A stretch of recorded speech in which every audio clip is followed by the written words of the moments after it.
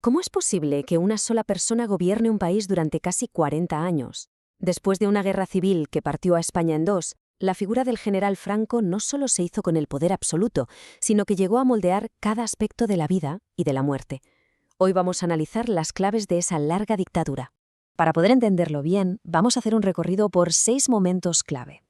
Empezaremos con la victoria y la venganza. Pasaremos por los años de aislamiento y el sorprendente milagro económico, hasta llegar a su final y a la sombra que, todavía hoy se proyecta. Bien, pues nos situamos en 1939. La Guerra Civil Española ha terminado. El general Francisco Franco se alza con una victoria total.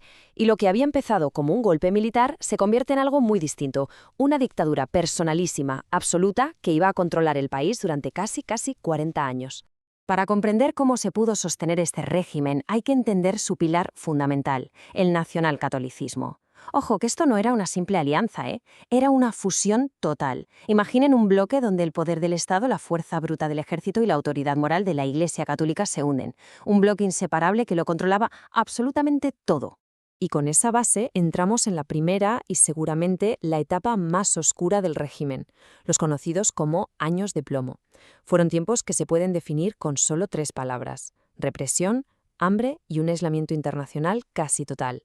Es que el nuevo régimen no buscaba reconciliar, sino más bien aniquilar al enemigo vencido. Y para ello usó la ley como si fuera un arma.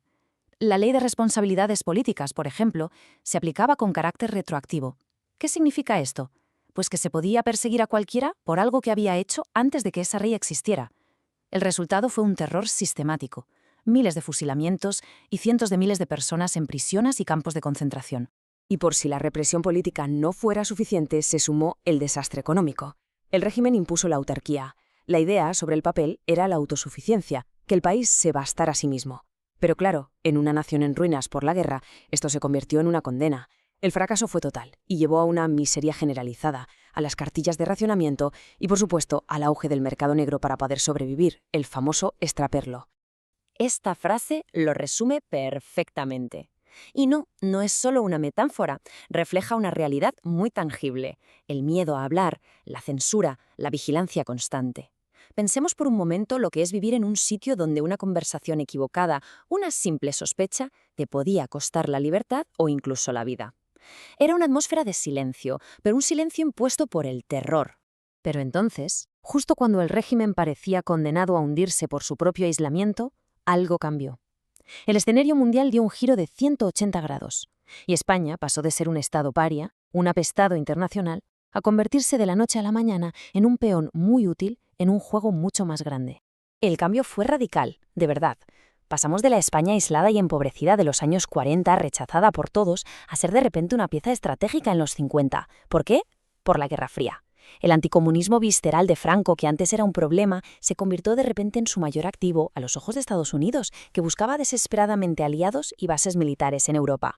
Y este giro no fue solo diplomacia, tuvo consecuencias muy concretas. En 1953 se firman los Pactos de Madrid, bases militares a cambio de ayuda económica.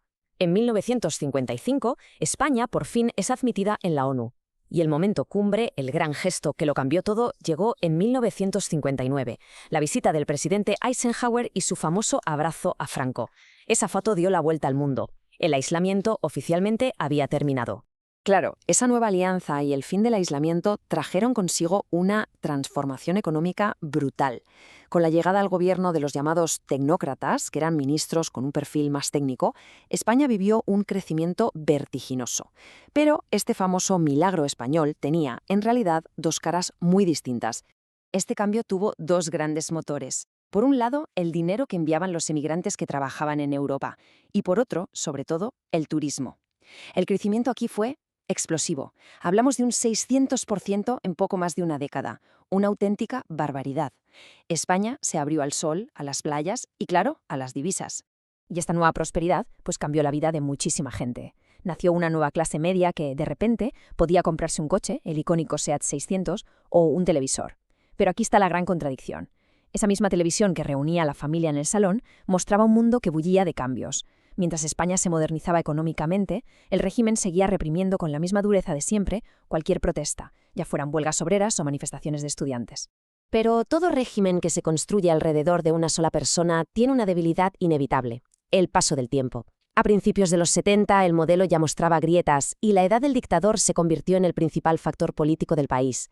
La salud de Franco se iba deteriorando a ojos de todo el mundo.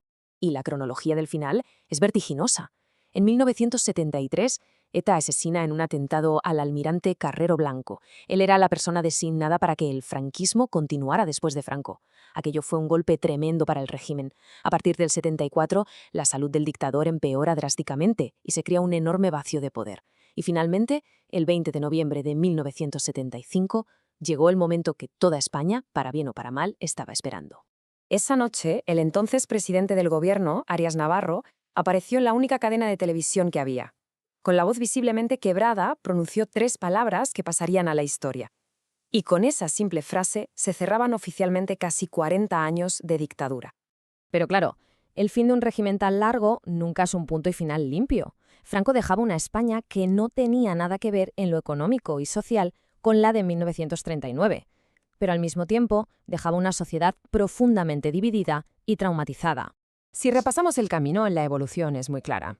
Pasamos de la represión y el hambre de la posguerra a una apertura forzada por la Guerra Fría. De ahí al desarrollismo que lo cambió todo. Y finalmente a la crisis que terminó con el propio sistema. Y cada una de esas fases, claro, dejó una huella imborrable. Contra todo pronóstico, la muerte de Franco no trajo el caos. Abrió la puerta a un proceso político único en el mundo, la transición.